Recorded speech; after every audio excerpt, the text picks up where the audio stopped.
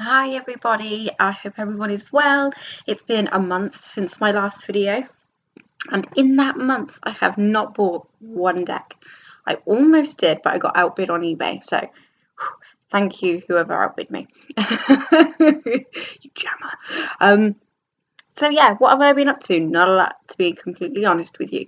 I don't know why I'm laughing. So today I woke up to no electricity. So that was fun. I booked the day off. I've had a really long weekend, and Monday was going to be my day of just meditation, cleaning, tarot, writing, just all that fun stuff, which without electricity I have been able to do because I didn't need the electric to do it. But I did want to shoot a video, and now I've got the Wi-Fi back on. I was like, yeah, let's get this done. So the deck I'm going to show you today is in the description box. It's the Impressionist Tarot. I bought this at the same time that I bought the Parallel. I've put it away because I wasn't feeling it. The Parallel World Tarot. So anyway, I bought them at the same time. I bought the Parallel one on a whim, but this one, the box looks like that. Cards go in, book goes on top.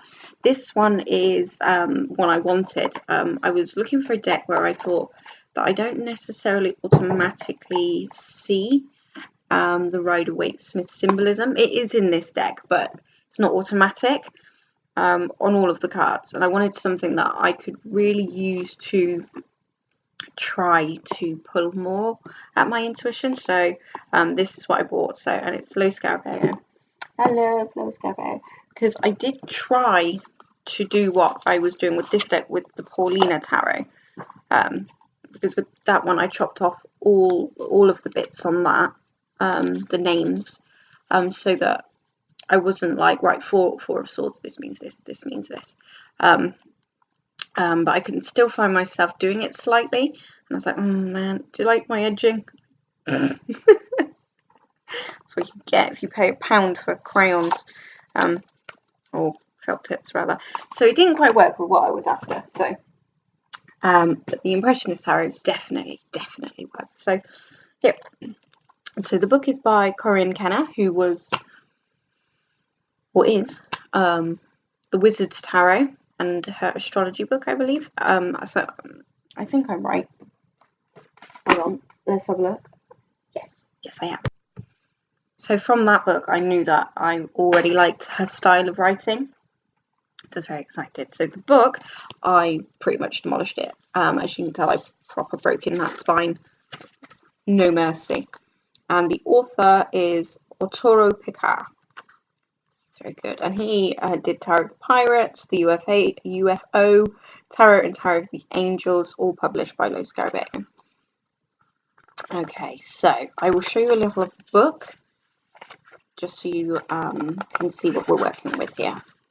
So this is the Fool at the front, and then we cut over to full colour, and then more here. So we have illumination, interpretation, and insights. And on the first, we have the first impressions and the inspiration. So, and we also have a quote. So the quote for the Fool, I just do one, is, "The beginning is perhaps more difficult than anything else, but keep heart, it will turn out all right." And that's Vincent van Gogh. So it's wonderful. And this is Vincent van Gogh in the photo. Yeah, why not photo? Picture. And yeah, so, and then we have the Magician. I will show you the actual cards, but let me just show you some of the minors so you can see what you're getting there. So you're still getting 2 pages of information, but you're just getting a smaller representation of the card there. This is actually my favourite card in the deck, the Two of Cups. So for a whole month, on and off with other decks, I've been using this one, and I love it. So I just had to do a video on it, just to, you know, let you guys know I love it. Okay, so Lo Scarabeo type cards. The backing is awesome. It's an old picture frame backing, and you've even got the hook. So yeah, and this is what the fronts look like. So we don't say so much. We don't have the multiple languages for the cards. We don't have any writing on any of the cards.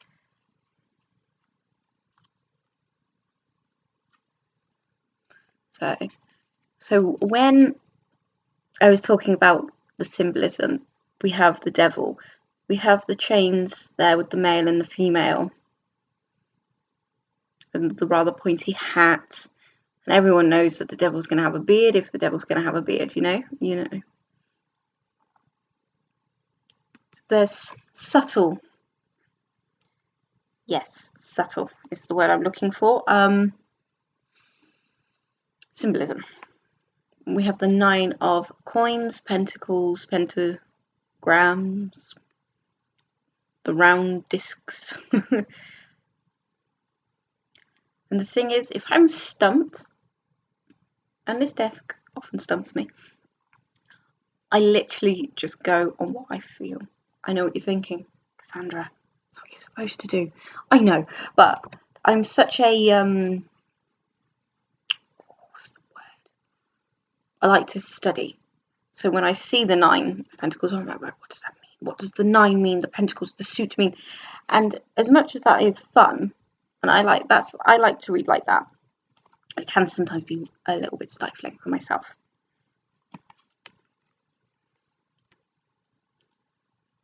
So for me, it is just a wonderful way to go in. And these cards, I have done some visualization meditation. I'm not entirely sure of the correct term, but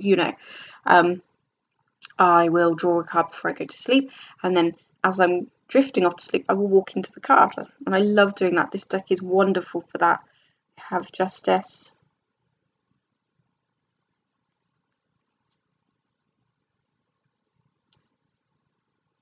it's a little bit thrown. Does that say Justice is 9? See, this has thrown me. I thought Justice was 8 or 11. Just sit there and watch me scroll through the book. You know that's how I roll.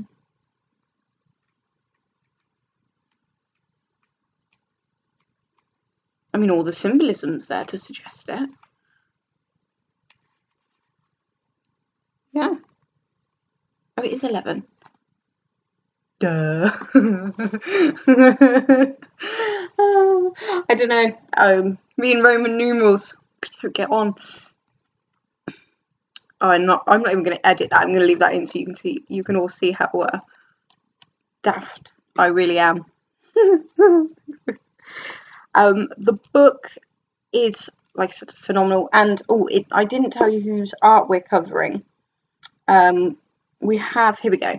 So we have Monet, we have Manette, we have Pierre-Auguste Renoir, Edgar Degas and Vincent Van Gogh, and Paul Gauguin. So these are the people that we're covering. This is the Wheel of Fortune. I've mentioned before, I struggle with the Wheel of Fortune. I don't always like how it's portrayed. Same with the World card, but I don't mind this. I like it. It's not the best, personally. I couldn't do it, but the Tower. So like I was saying before, some of this is like, yeah, symbolism's right there and it's obvious. And then you have to sometimes look for the little clues. Help if my finger wasn't over. Now this card, I love this card. This is the Lovers. That's right, because the 1 number after it means it's plus, not a minus. So this is the Lovers, and I'm just going to read you something about the Lovers from the book because I think it's beautiful. So,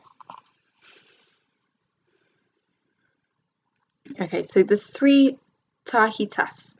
I don't know what that means, but for example, shows a young man torn between 2 women, one of whom might actually be a feminine mabuman. The other, like Eve, holds a tantalizing piece of fruit. In Gauguin's worldview, however, the islanders weren't corrupt and the apples weren't forbidden. And that's why this too. I think that's great. I love that. I love it. But yeah, I can't pronounce those words, so I'll just bring them up to the camera so you can actually have a look. I could Google them, but yes, I really like them. Now this is Temperance.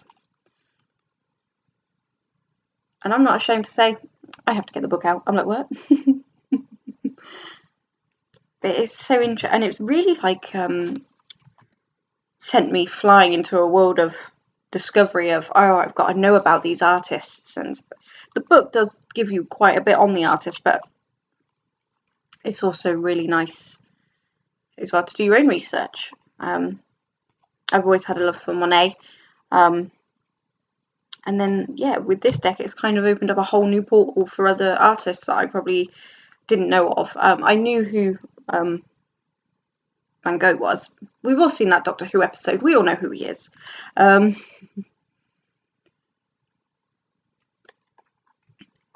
yeah, it's really good. And I love how they've done the artwork, how they have literally changed the artwork. But it looks to me seamless.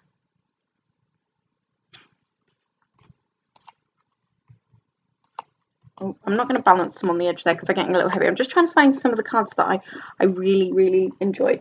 The core cards are all people, as they tend to be, which I find, but here, let me show you. These two are of the same family. They're in the same theatre. And it tells you who they are as well. But it definitely tells you who the woman is. I can't remember if it tells you who the man is. And then we have the Eiffel Tower. It's the world. This one's awesome. This is Judgment. And the way it's described in the book is wonderful. I mean, that face is pretty terrifying. I know we've seen some cards where Judgment and the Angel is creepy as, but this one I really like. And then we have the Nine of Swords, and I love how because I'm pretty sure this picture doesn't include the woman or the swords normally. Not sure if it includes the pictures on the wall either, but I know the bed. We had to do that in art class. We had to draw our own bed. It's strange. This is a sad card. This is the Two of Pentacles. And if I just tell you why it's sad. I could tell you using my memory. It's not the best. But I think it's nicer if I explain from the book. If I can find the pentacles soon.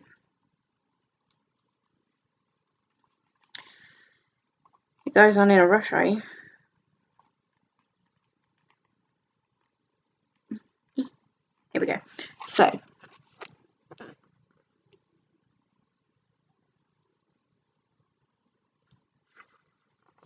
two junior dancers stand at a practice bar. The girls are young, no more than 12 or 13. They belong to the Corps City Ballet, and their costumes, white dresses with gold sashes suggest that they will soon make their way to the stage.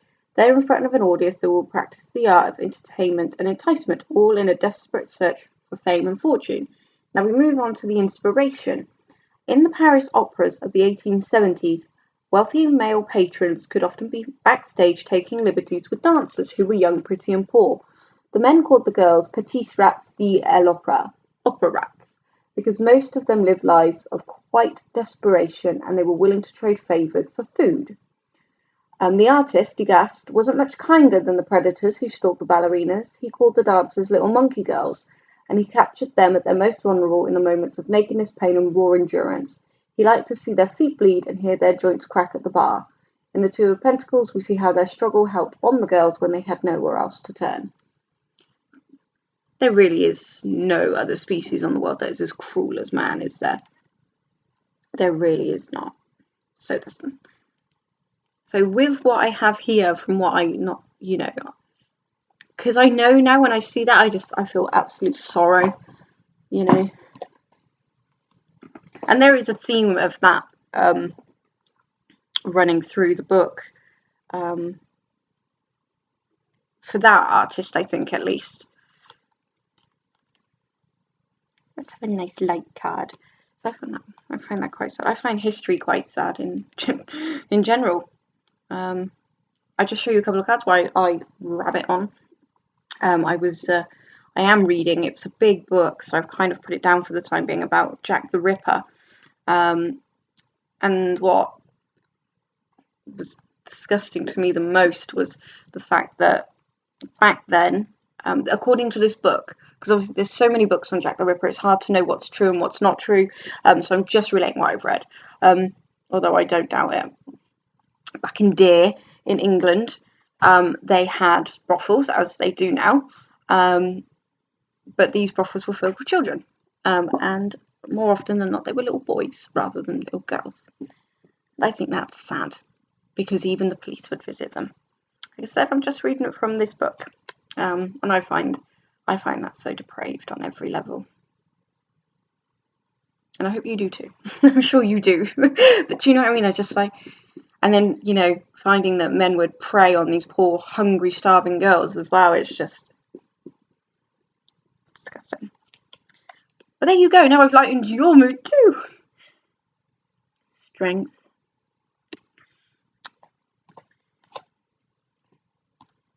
As if there could be anything else.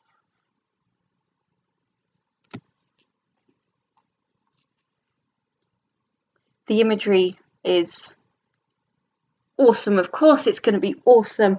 You know, it's the Impressionists. Laughed at for what they did, but now loved, I think, by so many people. And I just think it's a wonderful idea. It's such a unique idea. Look at the High Priestess, for goodness sake. Now, I do remember this. When the artist painted the lady here, he wanted her to dress how she would normally dress, but because she knew she was having her painting taken, she put on her Sunday clothes,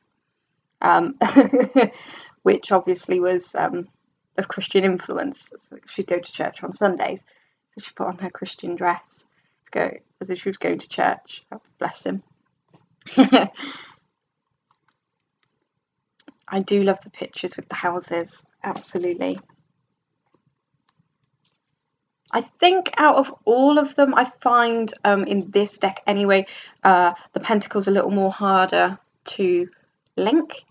But then that's why it forces me to let go and just be like, what do you see? What do you feel? It's very nice. Let's see if I can find something else. Now this, I really love this card. It is so simple, but it's awesome. Because with the three, it's normally like three people like, yeah. But this one, they are so involved in the party, they have forgotten their drinks. That's how I see that. I think that's what Corrine says in the book as well. It's like, you know, they've put their cups down. They've gone off. They're having a jolly old time. 10 of Wands.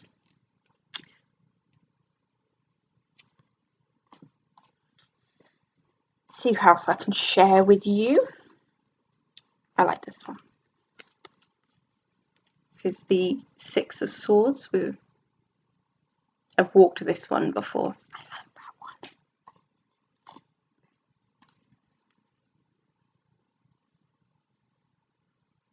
We have slowed down a little bit, me and this deck. You know, I've had it for a month, and you know, we hit it pretty hard when we first got together. But I still keep it out here next to my altar. I